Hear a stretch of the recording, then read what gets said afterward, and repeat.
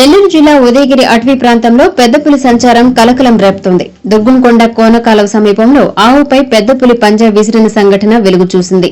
అక్కడ ఆవు కళేబరాన్ని గుర్తించిన పశువుల కాపర్లు వెంటనే అటవీ శాఖ అధికారులకు సమాచారం అందించారు. సమాచారం అందుకున్న వెంటనే అటవీ శాఖ అధికారులు, పోలీసులు సంఘటనా స్థలానికి చేరుకుని గాలింపు చర్యలు చేపట్టారు.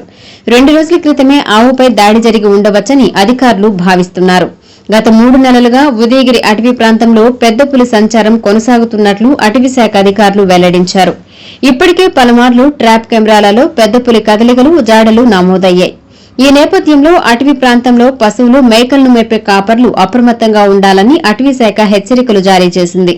అటవీ పరిసర గ్రామాలలో ప్రజలు జాగ్రత్తలు పాటించాలని సూచించింది. ఈ కార్యక్రమంలో Udayagiri ranger Kumar Raja, Kavali sub DFO Srikanth Reddy, veterinary doctor Raghavendra Sharma, అటవీ శాఖ సిబ్బంది పాల్గొన్నారు. యాక్చువల్గా నిన్న ఈవినింగ్ క్యాపిటల్కి ఒకటి జరిగిందని మాకు ఇన్ఫర్మేషన్ వచ్చింది. నిన్న రాత్రి రావడం వల్ల ఎవరు రాకపోవడం జరిగింది. ఈరోజు మార్నింగ్ సబ్ డిఎఫ్ఓ గారు, తర్వాత వెటనరీ డాక్టర్ గారు మా సిబ్బందితో వచ్చి చూస్తున్నాము. ప్రస్తుతం అయితే అది డీకంపోజ్లో ఉంది బాడీ. అది అసలు ఏ యానిమల్ అనేది ప్రస్తుతం నిర్ధారణ చేయడానికి వీలవ్వట్లేదు. ఫర్దర్గా పోస్ట్ మార్టం చేసిన తర్వాత డాక్టర్ రిపోర్ట్ ఇస్తారు.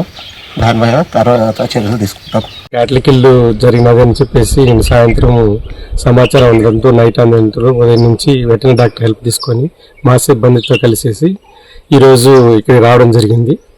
బాడీ అయితే డికంపోజింగ్ కండిషన్లో ఉంది. వెటనరీ డాక్టర్ గారు అన్ని పరిశీలించిన తర్వాత మేము కూడా నిర్ధారణ చేసుకొని తర్వాత వివరాలన్నీ తెలియజేస్తాం.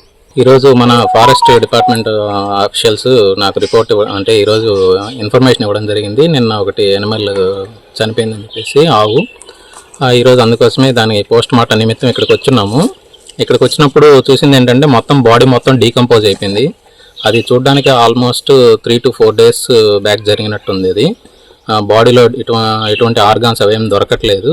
దానివల్ల పోస్ట్ మార్టం రిపోర్టు కంప్లీట్గా ఇవ్వడానికి కూడా ఆస్కారం లేకుండా ఉన్నది. సో కాకపోతే పైన ఉన్నటువంటి చర్మం మీద ఉన్నటువంటి గాయాలు వీటి ఆధారంగా చూస్తే మాత్రం సమ్ వైల్డ్ యానిమల్ అనేది అటాక్ అయినట్టు కొంత ఐడియా వస్తుంది. సో డీటెయిల్ రిపోర్ట్ అనేది రేపు మార్నింగ్కి ఫారెస్ట్ డిపార్ట్మెంట్ వాళ్ళకి అందజేయడం జరుగుతుంది.